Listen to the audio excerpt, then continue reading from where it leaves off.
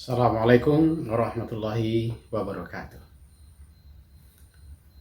Alhamdulillahil qahhar. Wa ashhadu anna sayyidina Muhammadin nabiyil muhtar. Wa ala alihi wa sahbihil akhyar. Asyhadu an la ilaha illallah wahdahu la syarikalah. Wa ashhadu anna Muhammadan abduhu wa rasuluh sallallahu alaihi wasallam. La nabiyya ba'da amma ba'du. Kaum muslimin di mana saja berada,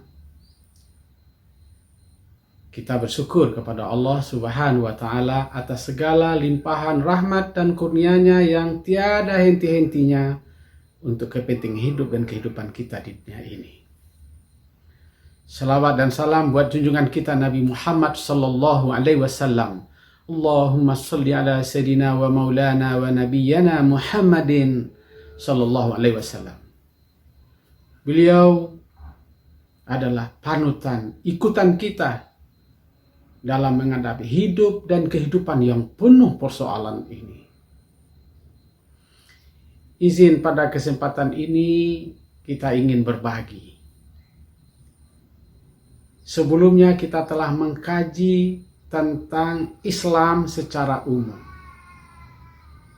Sekarang pertanyaannya, apa saja komponen yang ada di dalam Islam itu yang harus kita pelajari, kita dalami, kita pahami, kita amalkan, sehingga dia menjadi nilai, dia menjadi kehidupan kita dalam menghadapi hidup ini. Secara garis besar,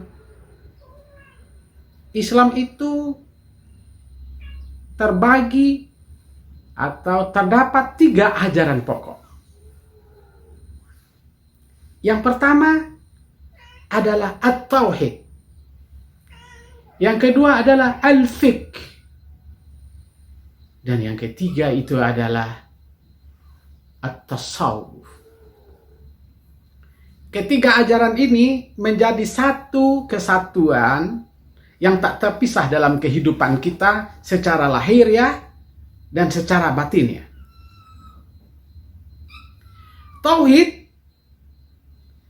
adalah merupakan fundamental, merupakan dasar, merupakan teologi, dan ia adalah usuluddin. Asal muasal agama sesungguhnya adalah mengesahkan Allah seesa-esanya. Mengesahkan Allah seesa-esanya itu dalam pengertian yang seluas-luasnya, secara qaulin wa fi'lin wa ahlakin kulluhu lillah. Semua perkataan kita, perbuatan kita, sikap dan tingkah laku kita hanya untuk Allah saja. Untuk Allah saja. Karena Allah, atas nama Allah, bahkan ada ma'allah, semuanya adalah bersama Allah Subhanahu wa ta'ala. Tauhid sebagai dasar, sebagai fundamental, melahirkan keyakinan. Kalau gitu, dengan kita mengimani, meyakini Allah, dan tugas kita adalah mengesahkannya dalam segala bentuk perilaku kita, maka melahirkan sebuah keyakinan. Ada keyakinan itu pada tingkat paling rendah, namanya roibin. Mungkin 10-15%. Paling tinggi 20%. Dia percaya sama Allah, tapi mungkin sekitar 20%. Saya beriman pada Allah. Ada di atas itu namanya asyak. Ragu dengan Allah itu. Ragu, mungkin sekitar 30-40%. Di atas itu ada namanya waham.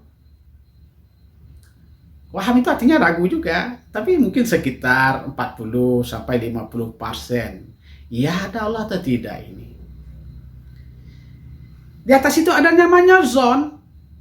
Itu adalah 51%, mungkin sampai 65% atau 70%. Baru ada namanya yakin, ada namanya ilmul yakin, ada namanya nurul yakin, ada namanya ainul yakin, dan yang paling tinggi itu adalah hakul yakin.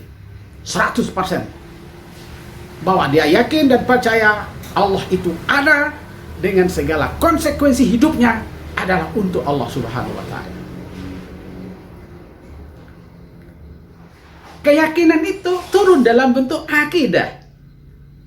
Akidah itu artinya akad, keterkaitan, ketersangkutan, keterpautan perbuatan kita, perkataan kita, tindak tanduk kita diatur oleh aturan-aturan Allah dengan Al-Quran dan hadis Nabi Muhammad SAW.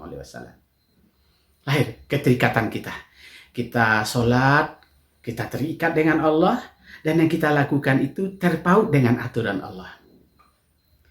Kita ada musibah, sebut namanya COVID-19.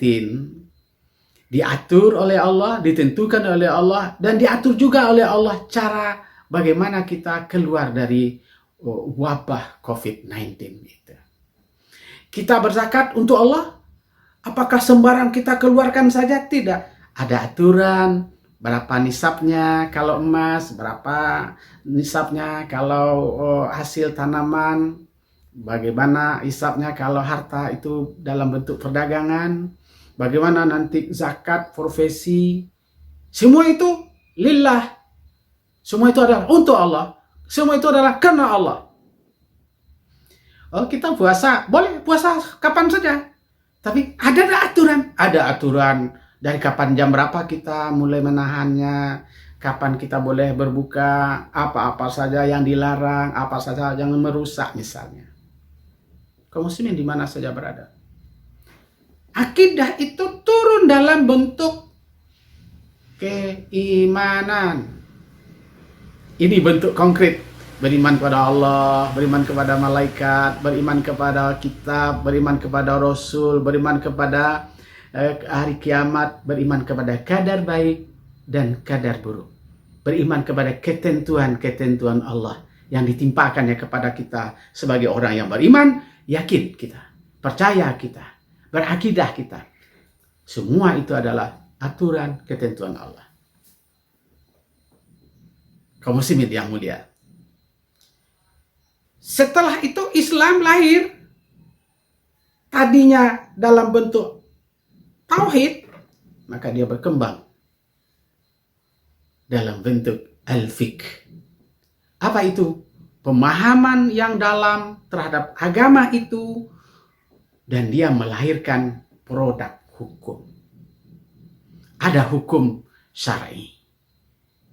Apa itu? Hukum yang telah ditentukan, ditetapkan oleh Allah Subhanahu wa taala dengan kajian yang mendalam dan mendasar memahaminya berdasarkan Al-Quran dan hadis, dan ditindaklanjuti dalam bentuk perbuatan manusia. Oh, kalau gitu hukum mengatur perbuatan disebut dengan hukum syariat, atau lebih keren disebut dengan syariat Islam. Itu artinya aturan-aturan yang mesti kita patuhi sebagai kita beragama Islam. Dan baru yang ketiga, melahirkan yang namanya akhlak. Perkawinan, pertemuan antara at-tauhid wal fiqh, lahirlah nilai. Nilai, yaitu akhlak, perbuatan, perkataan, perilaku yang terpuji. Dalam menghadapi hidup dan kehidupan bersama, manusia bakarib, bakirabat, bakorong, bakampuang, badakek, badampiangan, baipar, babisan, anak, bakamanakat.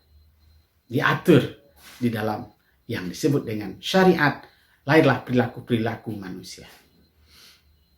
Kaum muslimin di mana saja berada.